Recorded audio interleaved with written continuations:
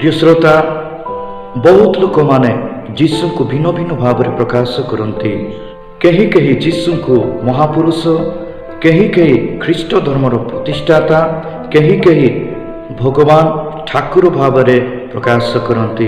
कहीं कहीं ख्रीष्ट धर्म विदेश कही जीशु को अग्राह्य करुचंती एवं जीशु को अन्य मान निकट में अपप्रचार करी सेमानकु जीशु ख्रीष्ट ठारू दूरे देउछंती।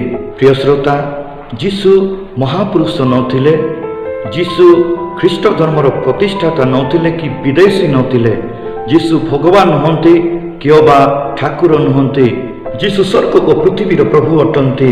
सकल विश्व सृष्टि हेबा पूर्वरु जीशु अछंती। से अनंत काल पर्यंत रहिबे। सकल विश्व ताहांक द्वारा एवं ताहांक निमंते सृष्ट होइअछि। जीशु समस्त मानव जातिर सृष्टिकर्ता अटंती, किंतु मनुष्य पापरे पतित एवं नरकगामी।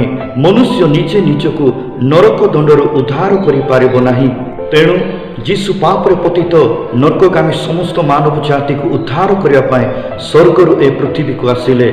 मनुष्य परि रक्त मांसर शरीर धारण कले एवं शास्त्र अनुसार क्रूसरे मृत्यु भोग करी समस्त मानव जाति निमंते अनंत मुक्ति साधन कले। से समाधिस्थ हेले एवं शास्त्र अनुसार तृतीय दिवस मृत्यु पुनर्जीवित हो उठिचंती।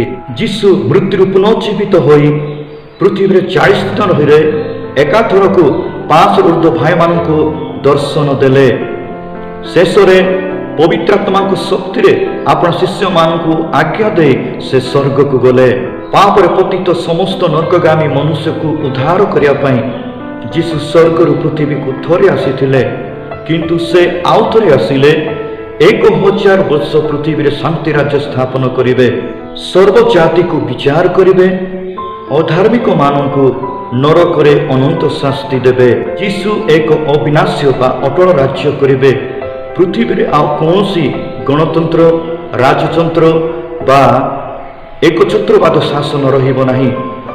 ए पृथ्वी रे ख्रीष्ट राज्य करिवे एवं से शासन करिवे। तेणु जीशु को महापुरुष, ख्रीष्ट धर्मर प्रतिष्ठाता विदेश कही जीशु को अग्राह्य करंतु नाही। क्योंबा जीशु को अपप्रचार करी अन्य मनरे आघात करे सेमानकु जीशु को ठारो दूरे दियो नाही। कारण जीशु हेउचंती सृष्टिकर्ता, स्वर्ग और पृथ्वीर प्रभु अटंती। से सर्वशक्तिमान, सर्वज्ञ, सर्वविद्यमान, मृत्युंजय, उद्धारकर्ता, विचारकर्ता, दंडदाता एवं समस्त मानव जातिर पाप क्षमा करिवार एवं मुक्ति देवार अधिकार केवल ताहांकर अटे। जदि आपण जीशु को अग्राह्य करिसंती एवं जीशु को अपप्रचार करी अन्य मनरे आघात करी सेमानकु जीशु को ठार दूरे देइछंती, तेबे अनुताप करंतु, प्रभु जीशु को क्षमा मागंतु। कारण से आपणकर प्रभु, आपणकर सृष्टिकर्ता, आपणकर उद्धारकर्ता।